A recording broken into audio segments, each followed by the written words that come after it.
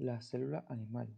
La célula animal es el bloque de construcción de todas las estructuras de los animales. Es un tipo de célula eucariota que se caracteriza por presentar un núcleo donde se encierra el material genético en forma de ácido desoxirribonucleico o ADN.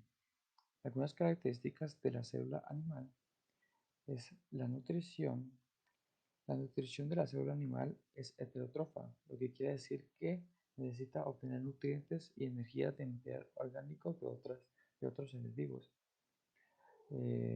Las mitocondrias, que son las encargadas de generar energía en la célula animal. Las mitocondrias son equivalentes a los cloroplastos presentes en las células vegetales. Las vacuolas se asemejan a unos sacos de agua. Su función es almacenar agua, iones y desechos intracelulares. Lisosomas y centrosomas. La célula animal posee lisosomas, organelos membranosos que se encargan de la digestión intercelular. También poseen centrosomas, que son estructuras cilíndricas involucradas en la división celular animal, que no se encuentran en la célula vegetal. Algunas partes de la célula animal es la membrana plasmática, que protege el interior de la célula y permite la entrada de nutrientes. El núcleo, que sintetiza el ADN y ARN. El citoplasma, que permite el desplazamiento de moléculas y organelos. El retículo endoplasmático, que ensambla y procesa proteínas, regula el calcio intercelular y sintetiza los lípidos. Los ribosomas, que sintetizan las proteínas. Tenemos lo que es el aparato de Golgi o complejo de Golgi. Este consiste en una serie de sacos curvos apilados que continúa el retículo endoplasmático. Se encarga de recibir las proteínas sintetizadas en el retículo endoplasmático rugoso, modificarlas y empacarlas en una vesícula para su transporte hacia los sitios donde se requiere su función. Luego tenemos lo que es la mitocondria. Este es un organelo de doble membrana, la membrana mitocondrial externa y la membrana mitocondrial interna. Este delimita la matriz. Se encarga de la producción de ATP, que es la molécula de energía de la célula. Además, en la mitocondria se regula el ciclo celular. Tenemos el lisosoma. Los lisosomas son un grupo heterogéneo de vesículas de diferentes tamaños y contenidos. Su principal función es la digestión del material externo o interno de la célula, por lo que se consideran una especie de estómago celular o basurero celular. Esto lo realiza gracias a varias enzimas que degradan proteínas, carbohidratos, lípidos y ácidos nucleicos. Las enzimas lisosomales se producen en el retículo endoplasmático, se maduran en el aparato de Golgi y son transportadas al citoplasma en pequeñas vesículas, conocidas como lisosomas primarios. Luego tenemos lo que es el perixoma. Es un organelo membranoso que participa en el metabolismo oxidativo. En los mamíferos se consiguen abundantes perixomas en la célula del hígado y los riñones. Tenemos el centrosoma, que es también un organelo no membranoso que sirve como el centro organizador de microtúbulos. Facilita la motilidad celular, la polaridad, mantenimiento de la forma, la división celular, el transporte de vesículas. En la interfase o fase de la célula donde no se está dividiendo, el centrosoma se encuentra cercano al núcleo. Por último tenemos lo que es el citoesqueleto, que es una estructura tridimensional flexible formado por filamentos de proteínas. La función del citoesqueleto es que mantiene la forma de la célula, que le permite el movimiento de los silicios y flagelos y participa en el transporte intracelular de los organelos. Célula procariota, del griego pro, antes, y carión, núcleo. Estas son células que carecen de núcleo rodeado por una membrana. Son una de las formas de vida más abundantes y diversas sobre la Tierra. Estas están presentes en grandes números en el aire, el agua y el suelo, así como viviendo dentro de los organismos y sobre ellos.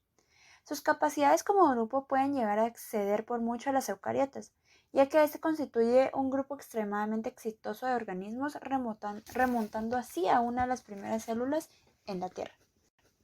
Un ejemplo pueden ser las bacterias, también conocidas porque causan algunas enfermedades graves como la tuberculosis, el anthrax, el tétanos, entre otros. Sin embargo, muchas de estas bacterias son importantes para el ambiente, ya que descompone los restos de los organismos muertos y contribuye al ciclo de la materia. También pueden llegar a ayudar al ser humano en la fabricación de todo tipo de productos, como los químicos industriales, comestibles y medicamentos. Muy pequeños, su tamaño promedio es de 1.1 a 1.5 micrómetros de ancho y de 2.0 a 6.0 micrómetros de largo. La mayoría tienen formas tales como bacilos, que tienen la forma de varillas, cocos en forma de esferas, y estas pueden llegar a estar como pares o bien en cadenas, como por ejemplo los cocos pueden llegar a estar en forma de racimos también. Espirilos son varillas largas torcidas en forma de espiral y son rígidos.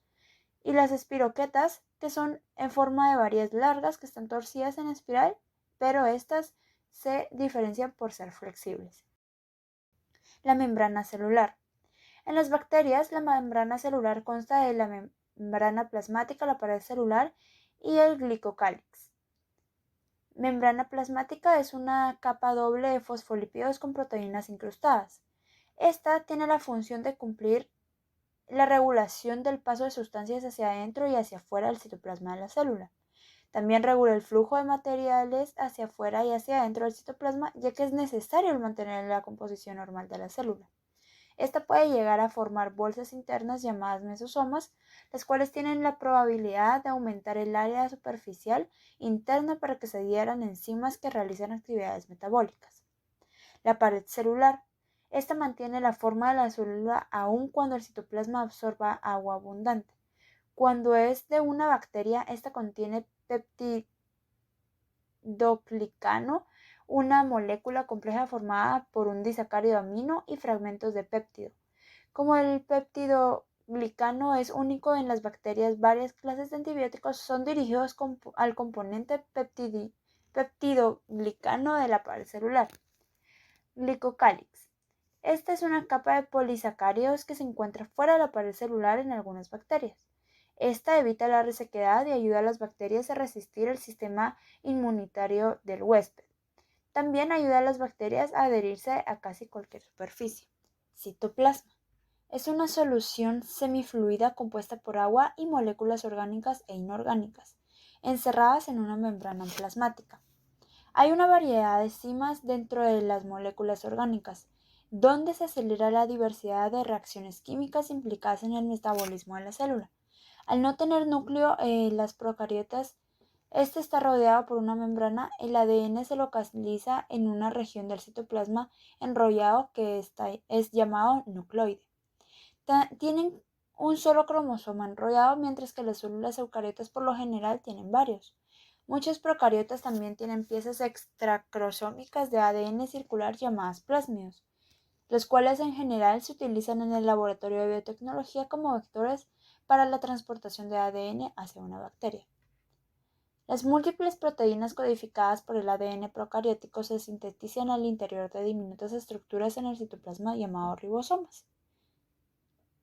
Las cianobacterias son una forma de bacterias capaces de fotosintetizar de la misma forma que las plantas.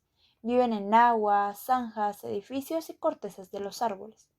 Su citoplasma contiene membranas internas que se extienden llamadas tilacoides, donde la clorofila y otros pigmentos absorben la energía solar para producir carbohidratos. Estas también son conocidas como algas azules verdosas. También liberan oxígeno como un subproducto de la fotosíntesis. Estructura externa. Se compone por los flagelos, fimbrias y los fili de conjugación, que están compuestos por proteínas. Los flagelos son aquellos que dan movilidad para el impulso en el agua por medio de apéndices, que son los flagelos. Estos llegan a medir por lo general de 20 nanómetros de diámetro y de 1 a 7 nanómetros de longitud. Este consta de un filamento, un gancho y un cuerpo basal. Este último es una serie de anillos anclados a la pared y la membrana celular, que puede llegar a girar a 360 grados. En ocasión se puede llegar a presentar flagelos en los dos extremos de una célula o pueden también estar dispersos aleatoriamente en la superficie, y esto ayuda a distinguir los diferentes tipos de procariotas. Las fimbrias. Estas están en forma de pequeñas cerdas que brotan de la superficie de la célula. Estas permiten que los organismos adhieran a la superficie. Los filii de conjugación. Son estructuras tubulares rígidas que sirven a las procariotas para transmitir el ADN de una célula a otra. Los procariotas se reproducen asexualmente por fisión binaria, pero pueden intercambiar el ADN por medio del fili de conjugación, que también es posible que tomen el ADN del medio externo o por medio de virus. Bueno, ahora vamos a pasar con las células vegetales que poseen organelos similares a los de las células animales, solo que en algunos casos las células vegetales poseen organelos adicionales que las células animales no los tienen. De primero tenemos el núcleo, que el núcleo es la unidad donde se encuentra el material genético. Esta está cubierta por una membrana nuclear que posee poros. Los poros les permite al núcleo poder comunicar o transportar ARN dentro o fuera del núcleo. También dentro del núcleo está el nucleolo, que es el área en el interior del núcleo de la célula que contiene ARN y proteínas, y es el lugar donde se elaboran los ribosomas, los cuales ayudan a unir los aminoácidos para formar proteínas. Luego tenemos otro organelo conocido como el aparato de Golgi, el cual está conformado por diversos sacos pequeños, planos y apilados unos con otros, que está principalmente en el citoplasma de la célula. El aparato de Golgi elabora y al mismo tiempo modifica diferentes tipos de proteínas y lípidos que generan la célula vegetal en su retículo endoplasmático rugoso o liso.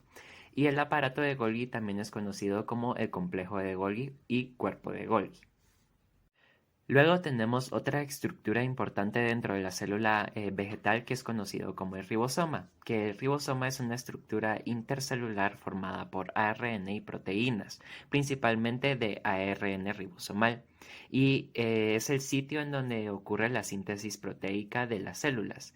El ribosoma lee la secuencia del ARN mensajero que proviene del núcleo de la célula y traduce ese código genético en una serie especificada de aminoácidos, que crece y forma cadenas largas que se pliegan y al mismo tiempo se tuercen para crear una proteína funcional. Esto gracias también a la presencia del ARN de transferencia. Luego tenemos a la mitocondria, que es otro organelo importante dentro de las células vegetales animales, los cuales son organelos muy especializados que se encuentran dentro del citoplasma de las células y son unidades pequeñas dentro de la célula que llevan a cabo funciones específicas para el desarrollo de la misma, ya que en esta se lleva a cabo la generación de una molécula conocida como el ATP y al mismo tiempo el proceso de la respiración celular, que pasa por medio del ciclo de Krebs y al mismo tiempo la fosforilación oxidativa. Cloroplastos. Estos son organelos exclusivos de la célula vegetal y algunas algas. Pueden ser muy grandes que la mitocondria. Tienen un sistema de 3 membranas, las cuales son membrana externa, membrana interna y membrana del tilacoide, que contiene clorofila y pigmentos fotosintéticos. Su función es utilizar la energía solar para producir carbohidratos en un proceso denominado la fotosíntesis. Algunas de las estructuras del cloroplasto son los estromas, que es una región semifluida que está encerrada en una doble membrana. En ella se localizan enzimas y tilacoides. Estos son unos sacos en forma de disco que se encuentran dentro del estroma. En el interior de la membrana de los tilacoides hay clorofila y pigmentos que captan la energía solar. Las enzimas que se sintetizan carbohidratos se localizan fuera de la tilacoide, en el fluido estroma. La vacuola central. La vacuola central en plantas representa el 90% del volumen de la célula y es exclusiva de esta célula. Está llena de un fluido acuoso llamado savia celular. Mantiene la presión turgen de las células vegetales y funciona también para el almacenamiento de nutrientes y productos de desecho.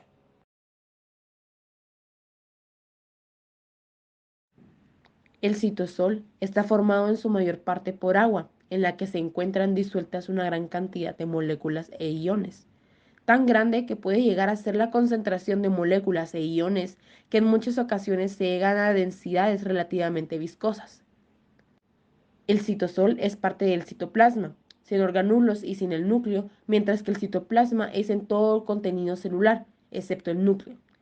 El citosol es una sustancia acuosa semifluida que rodea a los orgánulos del núcleo. Membrana plasmática. La membrana plasmática es también llamada la membrana celular. Es la que se encuentra en todas las células y separa el interior de la célula del ambiente exterior. Hay también una pared celular que se une a la membrana plasmática en la superficie exterior. La membrana plasmática se compone de una bicapa lípida que es semipermeable.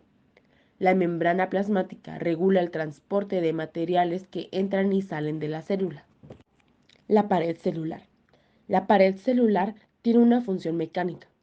Es la responsable de la forma y el tamaño de las células de las plantas y a su vez la estructura que las protege y las mantiene de modo de exoesqueleto. En la mayoría de los tejidos son importantes para la adhesión intercelular. También es responsable de la rigidez de la planta para así mantener erguidas sus estructuras aéreas y los órganos que la forman. Estas deben de resistir tremendas presiones que ejercen los cuerpos vegetales como de los grandes árboles.